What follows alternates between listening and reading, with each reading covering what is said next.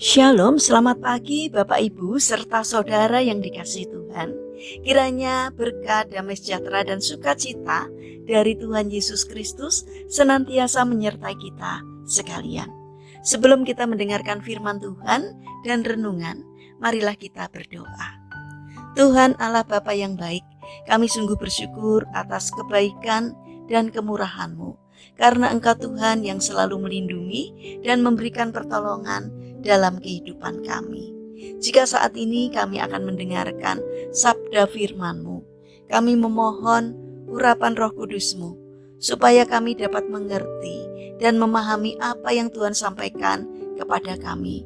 Dan bimbinglah hati kami, agar kami mampu untuk melaksanakan firman-Mu di dalam kehidupan kami setiap hari.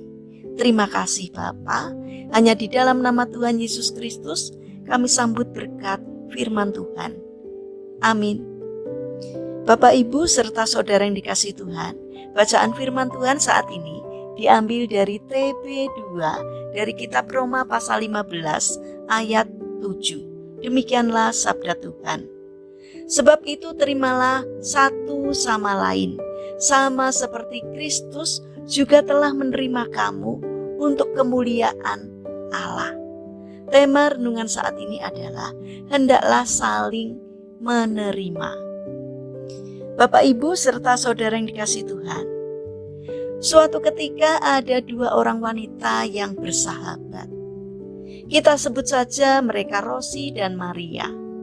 Pada suatu hari, Rosi duduk di ruang istirahat seusai membawakan seminar bertema keluarga. Apa yang engkau bawakan tadi sangat memberkati para pendengar, kata Maria.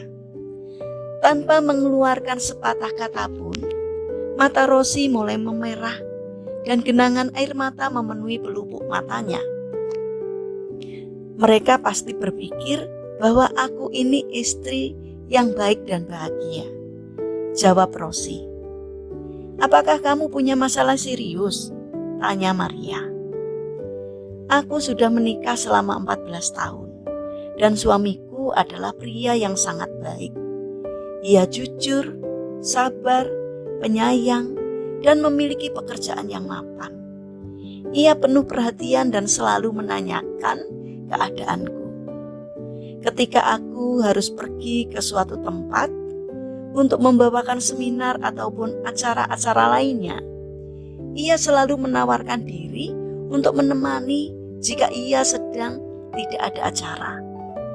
Ia dengan senang hati menyiapkan alat peraga yang kubutuhkan untuk membawakan seminar, termasuk membawa alat peraga dan perlengkapan lainnya ke tempat di mana aku membawakan seminar. Ia baik dan menyayangiku. Sepertinya tidak ada yang kurang, tanya Maria. Maria, sudah kukatakan bahwa suamiku sangat baik. Tapi aku menginginkan sosok suamiku itu bisa memimpin dan bukan melayaniku. Aku mengharapkan agar dia yang lebih terkenal dan menjadi pembicara daripada aku, jawab Rosi.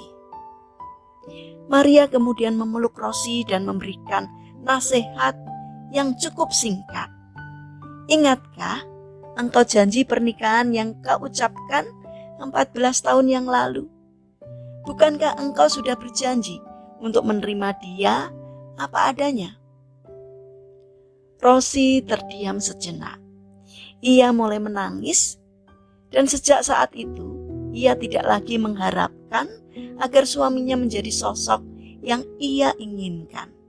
Ia mulai mensyukuri kelebihan-kelebihan yang ada dalam diri suaminya dan menerima segala kekurangannya.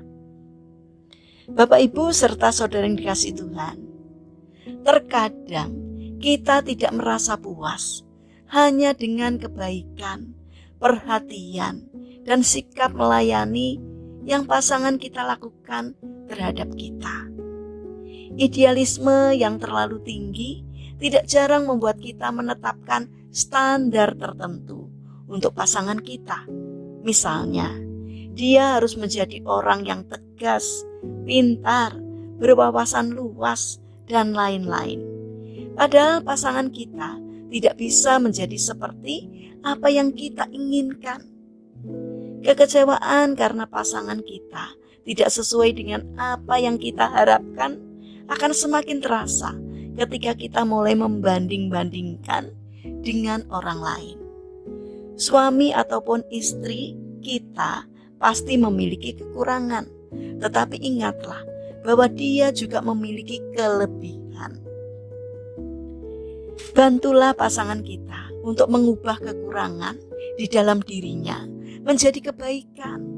Tapi terimalah apa yang tidak bisa kita ubah. Di dalam surat 1 Petrus pasal 4 ayat 8 berkata, "Tetapi yang terutama kasihilah sungguh-sungguh seorang akan yang lain, sebab kasih menutupi banyak sekali dosa." Kasih dan penerimaan yang tulus terhadap pasangan membuat kita menerima ketidaksempurnaannya dan tidak mempermasalahkan, apalagi meributkannya. Bukankah kita sudah berjanji untuk menerima dia apa adanya? Saudara yang terkasih, mari kita bangun karakter untuk bisa menerima setiap orang apa adanya, dan biarlah kita saling melengkapi satu dengan yang lain. Mari kita berdoa. Tuhan Yesus yang baik, mampukan kami untuk bisa menerima sesama kami dengan kelebihan dan kekurangannya masing-masing, karena tidak ada seorang pun yang sempurna di dunia ini. Bapa yang baik, kami mendoakan bagi mereka yang mengalami permasalahan dan kesulitan hidup.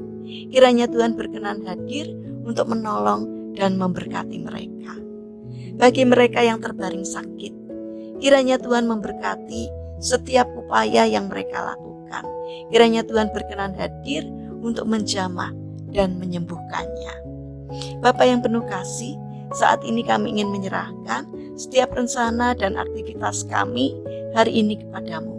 Berikanlah ketekunan dan juga semangat kepada kami dalam menjalankan aktivitas kami hari ini.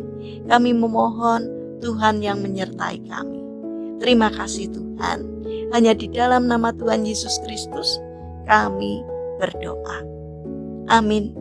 Puji Tuhan, saudara yang terkasih, kiranya firman Tuhan dan renungan hari ini dapat menjadi berkat bagi kita semua. Haleluya.